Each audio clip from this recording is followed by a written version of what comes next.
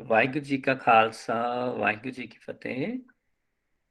ਅਸੀਂ ਪਿਛਲੇ ਕੁਝ ਹਫ਼ਤਿਆਂ ਤੋਂ ਗੁਰਬਾਣੀ ਤੋਂ ਸਿੱਖਿਆ ਲੈ ਕੇ ਇਹ ਸਮਝਣ ਦੀ ਕੋਸ਼ਿਸ਼ ਕੀਤੀ ਹੈ ਕਿ ਕੀਰਤਨ ਕੀ ਹੁੰਦਾ ਹੈ ਤੇ ਕੌਣ ਕੀਰਤਨ ਕਰ ਸਕਦਾ ਹੈ। ਸੋ ਇਹ ਅਸੀਂ ਅੱਜ ਆਪਣਾ ਲਾਸਟ ਟੌਪਿਕ, ਇਸ ਟੌਪਿਕ ਦੇ ਉੱਤੇ ਜਿਹੜਾ ਸਾਡਾ ਲਾਸਟ ਜਿਹੜਾ ਡੇ ਹੈ, ਅਸੀਂ ਇਹਨੂੰ ਸਮਰਾਈਜ਼ ਕਰ ਰਹੇ ਹਾਂ। ਉਹਦੇ ਵਾਸਤੇ ਅਸੀਂ ਇੱਕ ਪੰਕਤੀ ਲਈ ਹੈ, ਜਿਹੜੀ ਪੰਕਤੀ ਸਾਨੂੰ ਸਿੱਖਿਆ ਦੇ ਰਹੀ ਹੈ ਕਿ ਵੀ ਮਿਊਜ਼ਿਕ ਹੈ ਜਿਹੜਾ ਇੱਕ ਇਨ ਜਨਰਲ, ਉਹ ਸਾਨੂੰ ਸਾਡੇ ਤੇ ਮੈਂਟਲੀ ਕਿਵੇਂ ਇੰਪੈਕਟ ਕਰਦਾ ਹੈ ਤੇ ਅਸੀਂ ਇਹਨੂੰ ਕਿਵੇਂ ਕੀਰਤਨ ਨਾਲ ਰਿਲੇਟ ਕਰ ਸਕਦੇ ਹਾਂ। ਸੋ ਉਹ ਅਸੀਂ ਪੰਕਤੀ ਜਿਹੜੀ ਅੱਜ ਡਿਸਕਸ ਕਰਾਂਗੇ ਤੇ ਫਿਰ ਅਸੀਂ ਆਪਣੇ ਅੱਜ ਦੇ ਟੌਪਿਕ ਨੂੰ, ਕੀਰਤਨ ਦੇ ਓਵਰਆਲ ਜਿਹੜਾ ਸਾਡਾ ਟੌਪਿਕ ਹੈ ਨਾ, ਅਸੀਂ ਸਮਰਾਈਜ਼ ਕਰਾਂਗੇ। ਤੇ ਇਹਦੇ ਪੰਕਤੀ ਨਾਲ ਸ਼ੁਰੂ ਕਰਦੇ ਹਾਂ ਜੀ। ਕਬੀਰ ਮਨ ਪੰਖੀ ਭਇਓ, ਉੱਡ ਉੱਡ ਦਹਿ ਦਿਸ ਜਾਏ। ਤੋ ਜਿਵੇਂ ਆਪਾਂ ਡਿਸਕਸ ਕੀਤਾ ਰਿਕਾਰਡਿੰਗ ਤੋਂ ਪਹਿਲਾਂ ਕਿ ਕਬੀਰ ਜੀ ਕਹਿ ਰਹੇ ਹਨ ਕਿ ਵੀ ਮੇਰਾ ਜਿਹੜਾ ਮਾਈਂਡ ਹੈ, it is just like a bird. ਤੇ ਇਹ ਕੀ ਕਰ ਰਹੇ ਹੈ ਕਿ ਵੀ it keeps flying in different directions. ਜਿਨੇ ਕਿੰਨੇ ਡਿਫਰੈਂਟ ਟਾਈਪਸ ਆਫ ਥਾਟਸ ਜਿਹੜੇ ਮੇਰੇ ਮਾਈਂਡ ਵਿੱਚੋਂ ਹਮੇਸ਼ਾ ਨਿਕਲਦੇ ਰਹਿੰਦੇ ਆ, ਐਂਡ ਜਿਸ ਟਾਈਪਸ ਦਾ ਥਾਟ ਮੇਰੇ ਮਾਈਂਡ ਵਿੱਚ ਜਨਰੇਟ ਹੁੰਦਾ ਹੈ, ਉਸ ਤਰ੍ਹਾਂ ਦੀ ਡਾਇਰੈਕਸ਼ਨ ਵਿੱਚ ਜਿਹੜਾ ਉਹ ਵਾਕ ਕਰਨਾ ਸ਼ੁਰੂ ਕਰ ਦਿੰਦਾ ਹੈ ਜਾਂ ਫਲਾਈ ਕਰਨਾ ਸ਼ੁਰੂ ਕਰ ਦਿੰਦਾ ਹੈ। ਸੋ ਇਹਨੂੰ ਉਹਦੀ ਐਗਜ਼ਾਮਪਲ ਲਈ ਹੈ ਉਹਨਾਂ ਨੇ ਬਰਡ ਦੀ, ਉਹਦੇ ਨਾਲ ਰਿਲੇਟ ਕੀਤਾ ਹੈ ਕਿ ਬਰਡ ਵੀ ਜਿਹੜਾ ਹੈ ਉਹ ਡਿਫਰੈਂਟ ਡਾਇਰੈਕਸ਼ਨਸ ਵਿੱਚ ਜਿਹੜਾ ਹੈ ਉਹ ਉੱਡਦਾ ਹਮੇਸ਼ਾ। ਉਹਨੂੰ ਉਹਦੀ ਐਗਜ਼ਾਮਪਲ ਲੈ ਕੇ ਸਮਝਾ ਰਹੇ ਨੇ ਕਿ ਸਾਡਾ ਜਿਹੜਾ ਮਾਈਂਡ ਹੈ, ਸਾਡਾ ਜਿਹੜਾ ਮਨ ਹੈ, ਉਹ ਵੀ ਬਹੁਤ ਸਾਰੀਆਂ ਡਿਫਰੈਂਟ ਡਾਇਰੈਕਸ਼ਨਸ ਦੇ ਵਿੱਚ ਹਮੇਸ਼ਾ ਘੁੰਮਦਾ ਰਹਿੰਦਾ ਹੈ, ਭਟਕਦਾ ਰਹਿੰਦਾ ਹੈ। ਤੇ ਇਹ ਜਦੋਂ ਐਦਾਂ ਸਾਡੇ ਨਾਲ ਹੁੰਦਾ ਹੈ ਤਾਂ ਗੁਰਬਾਣੀ ਕਹਿ ਰਹੀ ਹੈ ਕਿ ਜੋ ਜੈਸੀ ਸੰਗਤ ਕਰੇ, ਠੀਕ ਹੈ, ਉਹਨੂੰ ਕਹਿੰਦੇ ਕਿ ਇਹ ਜਦੋਂ ਡਿਫਰੈਂਟ ਡਾਇਰੈਕਸ਼ਨਸ ਵਿੱਚ ਘੁੰਮਦਾ ਹੈ ਤਾਂ ਉਹ ਫਿਰ ਜਿਸ ਤਰ੍ਹਾਂ ਦੀ ਉਹਨੂੰ ਸੰਗਤ ਮਿਲਦੀ ਹੈ, ਜਿਸ ਤਰ੍ਹਾਂ ਦੀ ਉਹਦੀ ਕੰਪਨੀ ਬਣਦੀ ਹੈ, ਉਹਨੂੰ ਉਸ ਤਰ੍ਹਾਂ ਦਾ ਹੀ ਉਹਦਾ ਬਿਹੇਵੀਅਰ ਬਣਦਾ ਜਾਂਦਾ ਹੈ। ਜਿਵੇਂ ਕਿ ਆਪਾਂ ਹੁਣੇ ਥੋੜੀ ਦੇਰ ਪਹਿਲਾਂ ਡਿਸਕਸ ਕੀਤਾ ਕਿ ਜਿਹੜਾ ਬਰਡ ਹੈ ਉਹ ਜਿਹੜੇ ਟਰੀ ਤੇ ਬੈਠਦਾ ਹੈ, ਉਹਨੂੰ ਉਸ ਟਰੀ ਦਾ ਹੀ ਫਲ ਜਿਹੜਾ ਫਰੂਟ ਹੈ ਉਹ ਖਾਣਾ ਪੈਂਦਾ ਹੈ। ਉਹ ਮੈਂਗੋ ਟਰੀ ਤੇ ਬੈਠ ਕੇ ਐਪਲ ਨਹੀਂ ਖਾ ਸਕਦਾ ਜਾਂ ਐਪਲ ਟਰੀ ਤੇ ਬੈਠ ਕੇ ਮੈਂਗੋ ਨਹੀਂ ਖਾ ਸਕਦਾ। ਇਸ ਤਰ੍ਹਾਂ ਹੀ ਗੁਰਬਾਣੀ ਸਾਨੂੰ ਸਿਖਾ ਰਹੀ ਹੈ ਕਿ ਜਿੱਦਾਂ ਦੀ ਸਾਡੇ ਮਾਈਂਡ ਵਿੱਚ ਥਾਟ ਪੈਦਾ ਹੁੰਦੇ ਨੇ, ਜਿੱਦਾਂ ਦੀ ਸਾਡੇ ਮਾਈਂਡ ਦੇ ਥਾਟ ਦੀ ਕੰਪਨੀ ਅਸੀਂ ਕਰਦੇ ਹਾਂ, ਉਦਾਂ ਦਾ ਹੀ ਸਾਡਾ ਬਿਹੇਵੀਅਰ ਬਣਨਾ ਸ਼ੁਰੂ ਹੋ ਜਾਂਦਾ ਹੈ। ਕਿਉਂਕਿ ਆਪਾਂ ਪਿਛਲੇ ਬਹੁਤ ਸਮੇਂ ਤੋਂ ਬੜੀਆਂ ਕਲਾਸਿਸ ਦੇ ਥਰੂ, ਡਿਫਰੈਂਟ ਐਗਜ਼ਾਮਪਲਸ ਦੇ ਥਰੂ ਲਰਨ ਕੀਤਾ ਹੈ ਕਿ ਜਦੋਂ ਅਸੀਂ ਆਪਣੀ ਗੁੱਡ ਵੌਇਸ ਨੂੰ ਲਿਸਨ ਕਰਦੇ ਹਾਂ ਤਾਂ ਅਸੀਂ ਜਿਹੜਾ ਉਹ ਰਿਸਪੈਕਟ, ਲਵ, ਹੈ ਨਾ, ਫੀਅਰਲੈਸ, ਹੈ ਨਾ, ਸਟਰੋਂਗ, ਸਟਰੈਂਥ, ਕੰਪੈਸ਼ਨ, ਅਸੀਂ ਇਹ ਸਾਰੇ ਫਰੂਟ ਖਾਂਦੇ ਆ। ਪਰ ਜਦੋਂ ਅਸੀਂ ਬੈਡ ਵੌਇਸ ਨੂੰ ਸੁਣਦੇ ਆ ਤਾਂ ਫਿਰ ਅਸੀਂ ਜਿਹੜੀਆਂ ਐਂਗਰ, ਗਰੀਡ, ਜੈਲਸ, ਇਹ ਸਾਰੇ ਫਰੂਟ ਜਿਹੜੇ ਆ ਅਸੀਂ ਫਿਰ ਖਾਣਾ ਸ਼ੁਰੂ ਕਰ ਦਿੰਦੇ ਆ। ਸੋ ਗੁਰਬਾਣੀ ਸਾਨੂੰ ਸਿਖਾ ਰਹੀ ਹੈ ਕਿ ਵੀ I have to make sure ਕਿ I make the right choices and try to control my distracted thoughts and keep focus on self improvement। ਇਹ ਸਾਡਾ ਜਿਹੜਾ ਇਸ ਪੰਕਤੀ ਦੇ ਥਰੂ ਅਸੀਂ ਜਿਹੜਾ ਮੈਸੇਜ ਨੂੰ ਲਵਾਂਗੇ, ਜਿਹੜਾ ਅਸੀਂ ਅੱਜ ਆਪਣੇ ਕੰਕਲੂਜਨ ਦੇ ਵਿੱਚ ਇਹ ਪੰਕਤੀ ਜਿਹੜੀ ਲਈ ਹੈ। ਹਮੇਸ਼ਾ ਅਸਲੀ ਕੀਰਤਨ ਕਰਨ ਦੇ ਲਈ, ਗੁਰਬਾਣੀ ਦੇ ਦੁਆਰਾ ਦੱਸਿਆ ਹੋਇਆ ਕੀਰਤਨ ਕਰਨ ਲਈ ਸਾਨੂੰ ਆਪਣੇ ਮਾਈਂਡ ਦੇ ਜਿਹੜੇ ਡਿਸਟਰੈਕਟਿਡ ਥਾਟਸ ਨੇ ਉਹਨਾਂ ਨੂੰ ਕਲੈਕਟ ਕਰਕੇ, ਗੈਦਰ ਕਰਕੇ ਆਪਣੀ ਸੈਲਫ ਇੰਪਰੂਵਮੈਂਟ ਵੱਲ ਫੋਕਸ ਕਰਨਾ ਪਏਗਾ। ਹੁਣ ਅਸੀਂ ਜਿਹੜਾ ਇਹਨੂੰ ਵੈਰੀ ਕੁਇਕਲੀ ਹੋਰ ਥੋੜਾ ਜਿਹਾ ਡਿਟੇਲ ਸਮਝਣ ਦੀ ਕੋਸ਼ਿਸ਼ ਕਰਦੇ ਹਾਂ ਕਿ ਵੀ ਮਿਊਜ਼ਿਕ ਦੀ ਜਦੋਂ ਆਪਾਂ ਗੱਲ ਕਰ ਰਹੇ ਸੀਗੇ ਤਾਂ ਉਹਦਾ ਸਾਡੇ ਤੇ ਮੈਂਟਲ ਇੰਪੈਕਟ ਕਿਵੇਂ ਪੈ ਰਿਹਾ ਹੈ ਕਿ music provides the company, sangat to my mind. Depending upon the type of music and lyrics I listen, my mind will get those fruits, outcomes in life। ਜਿਵੇਂ ਕਿ ਆਪਾਂ ਹੁਣੇ ਪਹਿਲਾਂ ਗੱਲ ਕੀਤੀ ਹੈ ਕਿ ਇਹ ਡਿਪੈਂਡ ਕਰਦਾ ਹੈ ਕਿ ਮੈਂ ਕਿਸ ਤਰ੍ਹਾਂ ਦੀ ਸੰਗਤ ਵਿੱਚ ਜਾਣਾ, ਕਿਸ ਤਰ੍ਹਾਂ ਦਾ ਮਿਊਜ਼ਿਕ ਲਿਸਨ ਕਰਦਾ। ਜੇ ਮੈਂ ਅਗਰੈਸਿਵ ਮਿਊਜ਼ਿਕ ਲਿਸਨ ਕਰਦਾ ਤਾਂ ਮੇਰਾ ਬਿਹੇਵੀਅਰ ਵੀ ਅਗਰੈਸਿਵ ਹੋਣ ਲੱਗ ਜਾਂਦਾ ਹੈ। ਜੇ ਮੈਂ ਕਾਮ ਮਿਊਜ਼ਿਕ ਲਿਸਨ ਕਰਦਾ ਤਾਂ ਮੇਰਾ ਬਿਹੇਵੀਅਰ ਆਟੋਮੈਟਿਕਲੀ ਉਸ ਕਾਮ ਮੂਡ ਦੇ ਵਿੱਚ ਚਲਾ ਜਾਂਦਾ ਹੈ। ਠੀਕ ਹੈ, ਅਗੇਨ ਇਹ ਇੱਕ ਕਾਮਨ ਪ੍ਰੈਕਟਿਸ ਹੈ, this happens to majority of us. ਜਿਵੇਂ ਕਿ ਪਹਿਲਾਂ ਕੁਝ ਬੱਚਿਆਂ ਨੇ ਕਿਹਾ ਸੀ ਕਿ it not necessary everybody will get impacted, but majority does get impacted by the ਸੰਗਤ, by the company they make or they go to। ਇਸ ਤਰ੍ਹਾਂ ਮਿਊਜ਼ਿਕ ਦੇ ਵੀ ਸਾਨੂੰ ਜਿਹੜੀ ਹੈ ਉਹ ਰਾਈਟ ਚੋਇਸ ਜਿਹੜੀ ਹੈ ਕਰਨੀ ਬਹੁਤ ਜ਼ਿਆਦਾ ਜ਼ਰੂਰੀ ਹੈ। ਸੋ ਵੈਨ ਮਾਈ ਮਾਈਂਡ, ਜਿਹੜਾ ਮੇਰਾ ਮਨ ਹੈ ਜਿਹੜਾ ਉਹ ਸੰਗਤ ਕਰਦਾ ਗੁਰਬਾਣੀ ਦੀ, ਜਦੋਂ ਗੁਰਬਾਣੀ ਦੀ ਸੰਗਤ ਕਰ ਰਿਹਾ ਹੈ, ਗੁਰਬਾਣੀ ਮੈਨੂੰ ਕੀ ਸਿਖਾ ਰਹੀ ਹੈ, ਕੀ ਕਿਹੜਾ ਫਰੂਟ ਦੇ ਰਹੀ ਹੈ? ਉਹ ਫਰੂਟ ਦੇ ਰਹੀ ਹੈ ਮੇਰੀ ਸੈਲਫ ਇੰਪਰੂਵਮੈਂਟ ਦਾ, ਮੇਰੀ ਗੁੱਡ ਵੌਇਸ ਨਾਲ ਕਨੈਕਟ ਹੋਣ ਦਾ। ਫਿਰ ਉਹਦੇ ਵਿੱਚ ਜਿਹੜੇ ਥੋੜੇ ਜਿਹੇ ਆਪਾਂ ਐਗਜ਼ਾਮਪਲਸ ਲਵਾਂਗੇ ਜਿਹੜੇ ਕਿ ਸਾਨੂੰ ਦੱਸਣਗੇ ਕਿ ਅਸੀਂ ਕਿਵੇਂ ਗੁਰਬਾਣੀ ਦੀ ਗਾਈਡੈਂਸ ਵਾਲਾ ਕੀਰਤਨ ਕਰ ਰਹੇ ਹਾਂ। ਸੋ ਗੁਰਬਾਣੀ ਦੀ ਗਾਈਡੈਂਸ ਦਾ ਕੀਰਤਨ ਕਰਨ ਲਈ ਸਾਨੂੰ ਪੀਸ ਮਿਲੇਗਾ। ਪੀਸ ਜੋ ਸਾਨੂੰ ਬਹੁਤ ਜ਼ਰੂਰੀ ਹੈ, ਚਾਹੀਦਾ ਹੈ, ਸ਼ਾਂਤੀ ਚਾਹੀਦੀ ਹੈ, ਇੱਕ ਕਾਮ ਇਨਵਾਇਰਮੈਂਟ ਚਾਹੀਦਾ ਹੈ। Gurbani brings me the fruit of piece and patience. ਮੈਨੂੰ ਸੰਤੋਖ ਸਿਖਾ ਰਹੀ ਹੈ ਗੁਰਬਾਣੀ।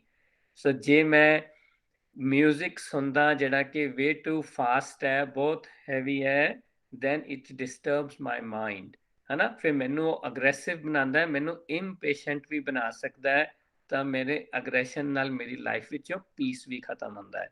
ਸੋ ਇਸ ਕਰਕੇ ਅਸੀਂ ਕੋਸ਼ਿਸ਼ ਕਰੀਏ ਕਿ ਸਾਡੇ ਜਿਹੜੀ ਚੋਇਸ ਆਫ ਮਿਊਜ਼ਿਕ ਹੈ ਉਹ ਗੁਰਬਾਣੀ ਦੀ ਗਾਈਡੈਂਸ ਦੇ ਅਕੋਰਡਿੰਗਲੀ ਹੋਵੇ। ਸੋ ਅਨਦਰ ਸੌਂਗ ਜਿਹੜਾ ਸਾਨੂੰ ਗੁਰਬਾਣੀ ਤੋਂ ਮਿਲ ਰਿਹਾ ਹੈ, ਕਿਵੇਂ ਸਾਨੂੰ ਉਹ ਕੀ ਸੰਗਤ ਸਿਖਾ ਰਹੀ ਹੈ? ਫੋਕਸ ਰਹਿਣਾ। Gurbani brings my focus back to self improvement. ਕਿ ਆਪਾਂ ਜਿਵੇਂ ਗੱਲ ਕਰਦੇ ਆ ਰਹੇ ਹਾਂ ਕਿ ਗੁਰਬਾਣੀ ਦੀ ਮੇਨ ਗਾਈਡੈਂਸ ਹੈਗੀ ਹੈ ਕਿ ਅਸੀਂ ਆਪਣੇ ਆਪ ਨੂੰ ਹਮੇਸ਼ਾ ਇੰਪਰੂਵ ਕਰਦੇ ਰਹਿਣਾ, ਆਪਣੇ ਆਪ ਨੂੰ ਸੈਲਫ ਰਿਫਲੈਕਟ ਕਰਦੇ ਰਹਿਣਾ, ਔਰ ਆਪਣੀ ਸੈਲਫ ਇੰਪਰੂਵਮੈਂਟ ਵੱਲ ਹਮੇਸ਼ਾ ਫੋਕਸਡ ਰਹਿਣਾ, ਧਿਆਨ ਲਗਾ ਕੇ ਰੱਖਣਾ। ਸੋ ਪਰ ਜਦੋਂ ਦੂਜੇ ਕੋਈ ਮਿਊਜ਼ਿਕ ਸੁਣਦੇ ਆ ਤਾਂ ਉਹ ਫਿਰ ਮੈਨੂੰ ਜਿਸ ਤਰ੍ਹਾਂ ਦਾ ਵੀ ਮੈਂ ਮਿਊਜ਼ਿਕ ਸੁਣਦਾ, ਜਿੱਦਾਂ ਦੇ ਵੀ ਉਹ ਸਿੰਗਰ ਦੀ ਮੈਂ ਚੋਇਸ ਕਰਦਾ, ਮੈਂ ਉਦਾਂ ਦਾ ਬਣਨਾ ਚਾਹੁੰਦਾ। ਉਹ ਮੈਨੂੰ ਗੁਰਬਾਣੀ ਕੀ ਕਹਿ ਰਹੀ ਹੈ ਕਿ ਵੀ listening to other music is not wrong, but as long as I am not getting distracted. ਕਿ ਜਿਹੜਾ ਬੰਦਾ ਉਹ ਗਾਣੇ ਗਾ ਰਿਹਾ, ਉਹ ਜਿਹੜੀ ਕਾਰ 'ਚ ਬੈਠ ਕੇ ਆ ਰਿਹਾ, ਮੈਨੂੰ ਵੀ ਉਹ ਕਾਰ ਚੰਗੀ ਲੱਗਣੀ ਸ਼ੁਰੂ ਹੋ ਗਈ, ਮੈਂ ਵੀ ਉਹ ਕਾਰ ਲੈਣੀ ਹੈ।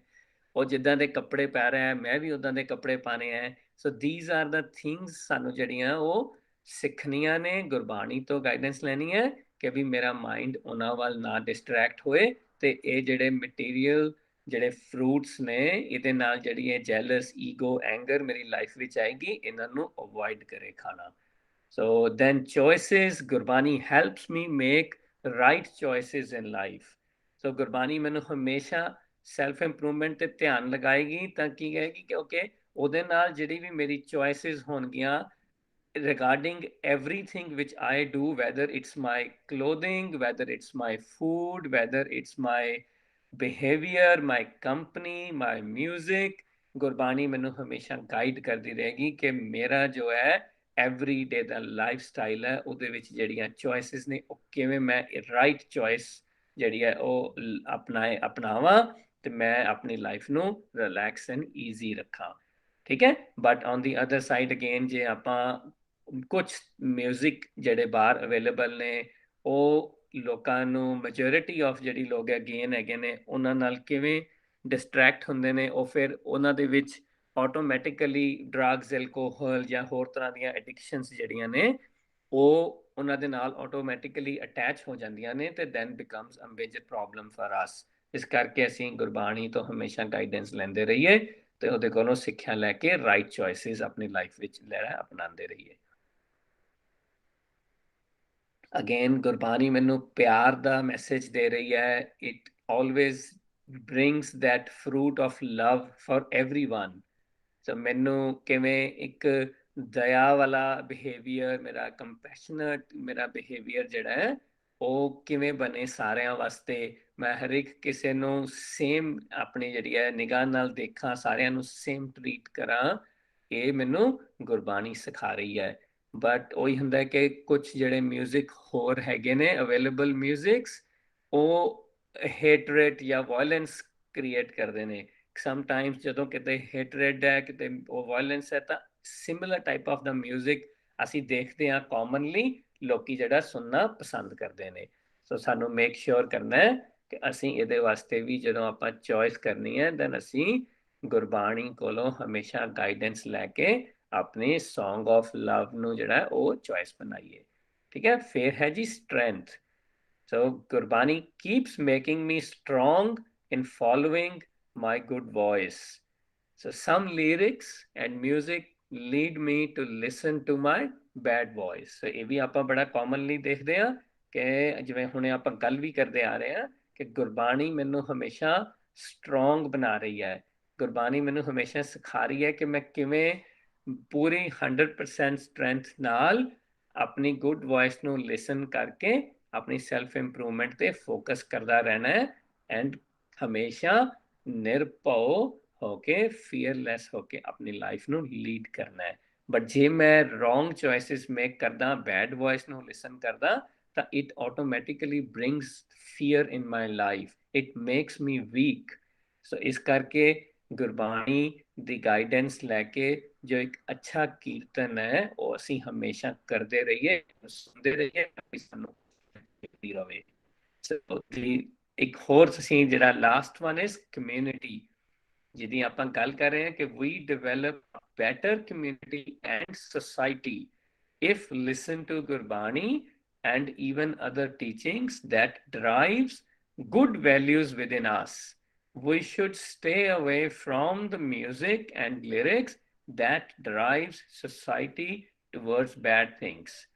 So ਇਹ ਵੀ ਅਸੀਂ ਕੋਸ਼ਿਸ਼ ਕਰਨੀ ਹੈ ਕਿ ਅਸੀਂ ਗੁਰਬਾਣੀ ਤੋਂ ਸਿੱਖਿਆ ਲੈ ਕੇ ਇੱਕ ਹੈਲਦੀ ਐਂਡ ਮੈਚਿਓਰ ਸੁਸਾਇਟੀ ਦੇ ਵਿੱਚ ਆਪਣਾ ਰੋਲ ਪਲੇ ਕਰ ਸਕੀਏ।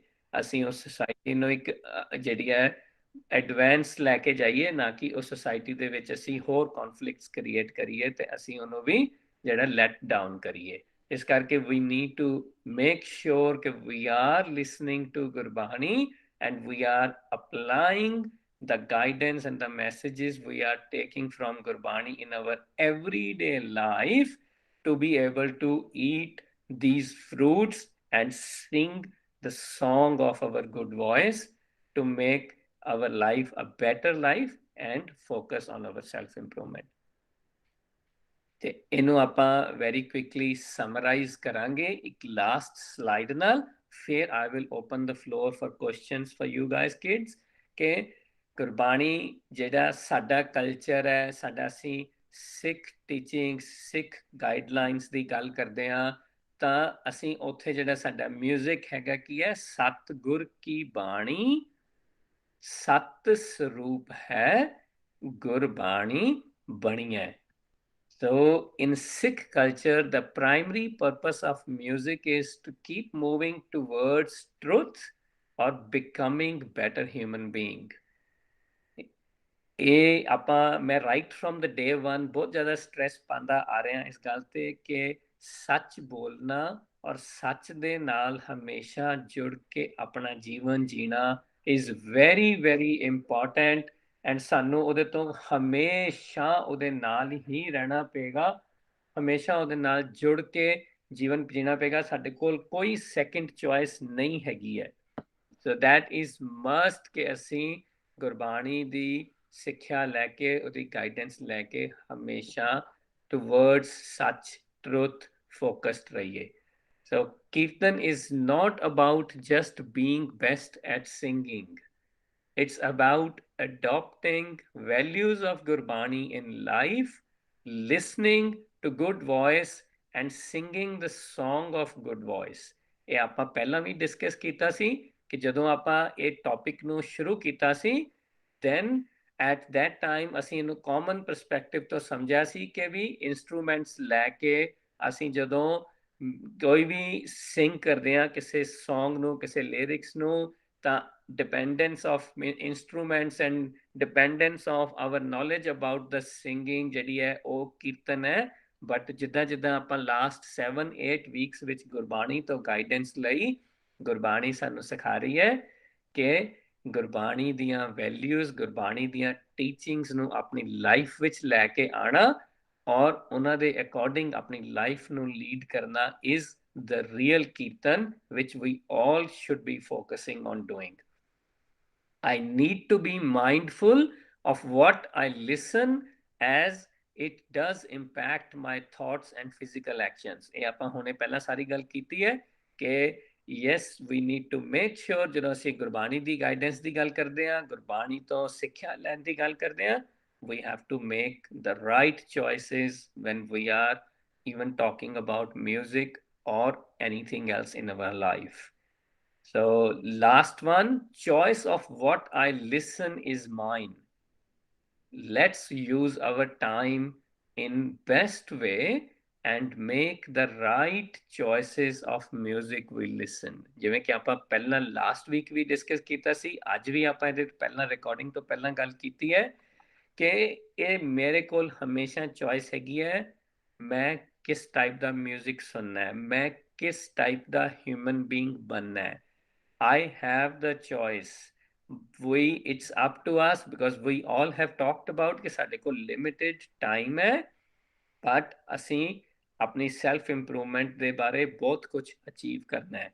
Let's all pray in front of Gurbani ਕਿ ਸਾਨੂੰ ਉਹ strength ਗੁਰਬਾਣੀ ਤੋਂ ਮਿਲੇ ਤਾਂ ਕਿ ਅਸੀਂ ਸਾਰੇ ਆਪਣੀ ਗੁੱਡ ਵੌਇਸ ਨੂੰ ਲਿਸਨ ਕਰ ਸਕੀਏ ਤੇ ਗੁਰਬਾਣੀ ਦੀ ਗਾਈਡੈਂਸ ਵਿੱਚ ਦੱਸਿਆ ਹੋਇਆ ਕੀਰਤਨ ਅਸੀਂ ਸਾਰੇ ਟੁਗੇਦਰ ਕਰ ਸਕੀਏ to make a better us, better me and the better community around us. ਠੀਕ ਹੈ ਜੀ, ਇਹਨਾਂ ਵਰਡਸ ਦੇ ਨਾਲ ਮੈਂ ਜਿਹੜਾ ਹੈ ਅੱਜ ਦਾ ਜਿਹੜਾ ਟੌਪਿਕ ਹੈ ਇਹਨੂੰ ਕੰਕਲੂਡ ਕਰਦਾ ਜੀ with the Fateh, but I am happy to take any questions you guys have after we have stopped the recording. Waheguru ji ਕਾ ਖਾਲਸਾ, ਵਾਹਿਗੁਰੂ ਜੀ ਕੀ ਫਤਿਹ।